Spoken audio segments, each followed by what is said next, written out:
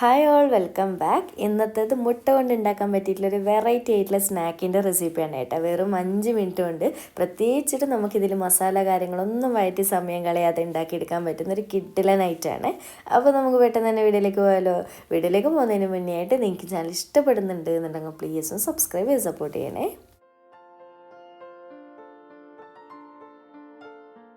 അപ്പോൾ ആദ്യം തന്നെ ഈ ഒരു സ്നാക്ക് ഉണ്ടാക്കാൻ വേണ്ടിയിട്ട് ഞാൻ പുഴുങ്ങിയ മുട്ടയാണ് എടുത്തിട്ടുള്ളത്. 5 മുട്ട എടുത്തിട്ട് നമ്മുടെ ഗ്രേറ്ററിൽ ചെറിയ ഹോൾ വെച്ചിട്ട് ഇതുപോലെ ഗ്രേറ്റ് ചെയ്തെടുക്കുകയാണ് കേട്ടോ വേണ്ടത്. മെയിനായിട്ട് ഇങ്ങനെ ഗ്രേറ്റ് ചെയ്തെടുക്കുന്നില്ല എന്നുണ്ടെങ്കിൽ ചെറുതായിട്ട് കട്ട് ചെയ്തിട്ടെടുത്താലും മതി, കുഴപ്പമൊന്നുമില്ല.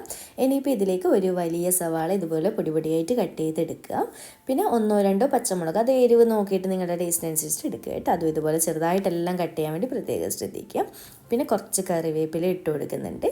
ഇനിയിപ്പോൾ ഇതിലേക്ക് കുറച്ച് മല്ലിയിലയും കൂടി പൊടിയായിട്ട് കട്ട് ചെയ്തിട്ട് ചേർത്ത് കൊടുക്കുന്നുണ്ട്. ഇനിയിപ്പോൾ അടുത്തത് നമുക്കിതിലേക്കുള്ള പൊടികൾ ചേർത്ത് കൊടുക്കാം. ആദ്യം തന്നെ 1/4 ടീസ്പൂൺ മഞ്ഞൾപ്പൊടി, പിന്നെ 1 ടീസ്പൂൺ എരിവുള്ള മുളക് പൊടിയാണ് കേട്ടോ ഞാൻ എടുത്തിട്ടുള്ളത്. നിങ്ങൾ നോക്കിയിട്ട് ചേർത്താൽ മതി. പിന്നെ 1 ടീസ്പൂൺ ചിക്കൻ മസാലപ്പൊടി, അത് എന്തായാലും നിർബന്ധമായിട്ട് ചേർക്കണേ, സ്കിപ്പ് ചെയ്യാൻ പാടില്ല. പിന്നെ ഒരു 1/4 ടീസ്പൂൺ ഉപ്പ് ചേർക്കുന്നുണ്ട്. അതുപോലെ തന്നെ 2 ടേബിൾ സ്പൂൺ ഗോതമ്പ് പൊടിയാണ് കേട്ടോ ചേർക്കുന്നത്. നമ്മുടെ ചപ്പാത്തി പൊടിയില്ല, അതാണ് ചേർക്കുന്നത്. പിന്നെ ഇതിലേക്ക് എല്ലാം കൂടി ചേർത്ത് നന്നായിട്ടൊന്നങ്ങ് മിക്സാക്കി കൊടുക്കുക. അപ്പോൾ ഈ ഒരു ഗോതമ്പ് പൊടി ചേർക്കുന്നതെന്ന് പറയുന്നത് നമ്മളിതിൻ്റെ ഈർപ്പം വലിച്ചെടുക്കാൻ വേണ്ടി, അതായത് നമുക്ക് കുഴക്കുന്ന സമയത്ത് നന്നായിട്ട് കുഴച്ച് കിട്ടാൻ വേണ്ടിയിട്ടാണ് കേട്ടോ. അപ്പോൾ ഗോതമ്പ് പൊടിക്ക് പകരം മൈദയോ അല്ലെങ്കിൽ നമ്മുടെ ബ്രെഡ് ക്രംസ് ഇല്ല, റൊട്ടിപ്പൊടി, അതായാലും ചേർത്ത് കൊടുത്താൽ മതി, ഇഷ്ടമുള്ളത്. അപ്പോൾ എല്ലാം കൂടി ചേർത്തിട്ട് ഇതുപോലെ നന്നായിട്ടങ്ങ് മിക്സാക്കിയിട്ടുണ്ട്. ഇനിയിപ്പോൾ എന്താ ചെയ്യേണ്ടതെന്ന് വെച്ചാൽ ഞാനിത് ഒരു മിക്സിയുടെ ജാറിലേക്ക് ഒരു മുട്ടയുടെ മയോണൈസ് അടിച്ചെടുത്തിട്ടുണ്ട് കേട്ടോ. നല്ല തിക്കായിട്ട് അടിച്ചെടുക്കാൻ വേണ്ടി പ്രത്യേകം ശ്രദ്ധിക്കുക. അത് കുറച്ച് കുരുമുളകും കൂടിയും കൂട്ടിയിട്ടാണ് അടിച്ചെടുത്തിട്ടുള്ളത് മയോണൈസ്, അതുകൊണ്ടാണ് ഈ ഒരു കളറായിട്ടുള്ളത്. അപ്പോൾ നല്ലൊരു ഫ്ലേവർ ഉണ്ടാവും.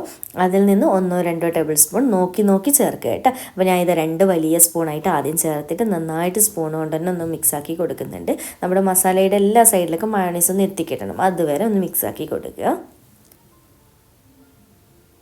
എന്നിട്ട് കൈ കൊണ്ട് തന്നെ ഒന്ന് കുഴച്ചെടുക്കുക കേട്ടോ. അപ്പോൾ ഇത്രയും മതി മയോണൈസ്, എൻ്റെത് ഇപ്പോൾ കറക്റ്റാണ്. അപ്പോൾ എന്നിട്ട് കുഴക്കുന്ന സമയത്ത് കുറച്ച് ലൂസായിട്ട് തോന്നുകയാണെങ്കിൽ ടെൻഷൻ ആവേണ്ട, ഒന്നിക്ക് ബ്രെഡ് ക്രംസ് അല്ലെങ്കിൽ ഗോതമ്പ് പൊടി അല്ലെങ്കിൽ മൈദ ഏതെങ്കിലും ഇട്ടിട്ട് ഒന്ന് ടൈറ്റാക്കി എടുത്താൽ മതി കേട്ടോ. നമുക്ക് ഉരുട്ടിയെടുക്കണം, ഏത് ഷേപ്പിലാണോ നിങ്ങൾ വിചാരിക്കുന്നത് ആ ഒരു ഷേപ്പിലേക്ക് ഉരുട്ടിയെടുക്കാൻ പറ്റണം, അത്രയേ ഉള്ളൂ പരിപാടി. അപ്പോൾ മയോണൈസ് ചേർക്കുന്നത് കൊണ്ട് തന്നെ ഉപ്പൊക്കെ ഇപ്പം കറക്റ്റാണ് കേട്ടോ, അതുകൊണ്ട് നിങ്ങൾ നോക്കി ചേർക്കുക. അപ്പോൾ ഇതാ നമ്മുടെ മാവ് റെഡി ആയിട്ടുണ്ട്. ഭയങ്കര സിമ്പിളല്ലേ. ഇനിയിപ്പോൾ പെട്ടെന്ന് ഷേപ്പ് ചെയ്ത് ഫ്രൈ ചെയ്യേണ്ട പരിപാടിയേ ഉള്ളൂ കേട്ടോ. അപ്പോൾ ഈ ഒരു രീതിയിൽ മാവ് ഇതുപോലെ നമുക്ക് കൈകൊണ്ട് ഉരുട്ടിയെടുക്കാൻ പറ്റണം, ഇത്രയേ ഉള്ളൂ. ഇനിയിപ്പോൾ നമുക്ക് ചെറിയൊരു മിക്സ് റെഡിയാക്കാൻ വേണ്ടിയിട്ട് ഈ ഒരു ബൗളിലേക്ക് 2 ടേബിൾ സ്പൂൺ കോൺഫ്ലോർ ആണ് ചേർത്ത് കൊടുക്കുന്നത്. അതുപോലെ തന്നെ 2 ടേബിൾ സ്പൂൺ ഗോതമ്പ് പൊടി ചേർക്കുന്നുണ്ട്, പകരം മൈദയാലും മതി കേട്ടോ. പിന്നെ 2 പിഞ്ച് ഉപ്പ് ചേർത്ത് കൊടുക്കുക, ഒരുപാട് കൂടണ്ട. പിന്നെ ഒരു 1/4 ടീസ്പൂൺ ചില്ലി ഫ്ലേക്സ് ഇല്ല, നമ്മുടെ ഉണക്കമുളക് ക്രഷ് ചെയ്തതും. പിന്നെ ഒരു 1/4 ടീസ്പൂൺ ഒറിഗാനോ ചേർക്കുക, അത് നിർബന്ധമില്ല കേട്ടോ, കയ്യിലുണ്ട് എന്നുണ്ടെങ്കിൽ മാത്രം മതി, നമ്മൾ പിസക്കൊക്കെ ചേർക്കുന്നത്.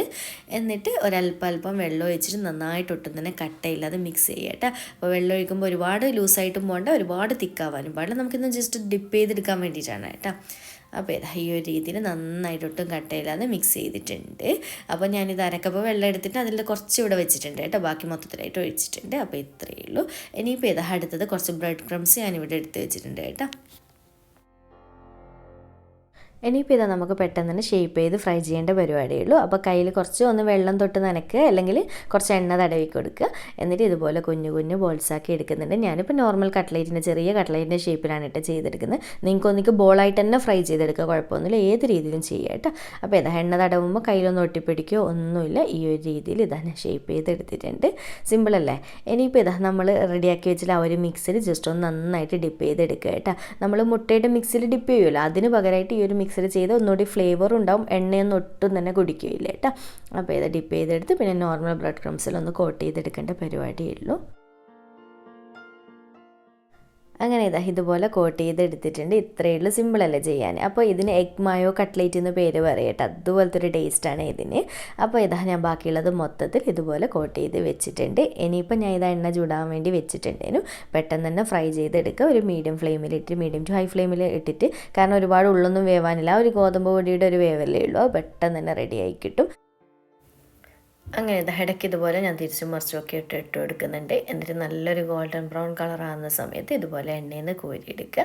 ഇത്രയേ ഉള്ളൂ, നമ്മുടെ എഗ് മയോ കട്ട്ലേറ്റ് റെഡി ആയിട്ടുണ്ട്. ഭയങ്കര സിമ്പിളല്ലേ, ഈ ഒരു കളറിൽ തന്നെ എടുക്കുക കേട്ടോ. അപ്പോൾ സെർവ് ചെയ്ത് വെച്ച് കഴിഞ്ഞാൽ നല്ല ഭംഗിയുണ്ടാവും. അപ്പോൾ ഇതാ ഞാൻ മൊത്തത്തിൽ ഫ്രൈ ചെയ്തിട്ടുണ്ട്. ഞാൻ ഇതുപോലെ സെർവ് ചെയ്തിട്ടുണ്ട്. കെച്ചപ്പിൻ്റെ കൂടെയോ മയോണൈസിൻ്റെ കൂടെയൊക്കെ കഴിക്കാൻ വേറെ ലെവൽ തന്നെയാണ് കേട്ടോ. എന്തായാലും ഇന്ന് ഈവനിങ് ഒന്ന് ട്രൈ ചെയ്ത് നോക്കുക. എല്ലാം നമ്മുടെ കിച്ചണിലെ ഐറ്റംസ് അല്ലേ വേണ്ടുള്ളൂ. അപ്പോൾ വീട്ടിൽ ഗസ്റ്റൊക്കെ വരുന്ന സമയത്ത് നമ്മളെപ്പോഴും മുട്ട കൊണ്ട് പലതരം വെറൈറ്റീസ് ഉണ്ടാക്കാൻ കൂടുതലായിട്ട് ശ്രദ്ധിക്കും അല്ലേ.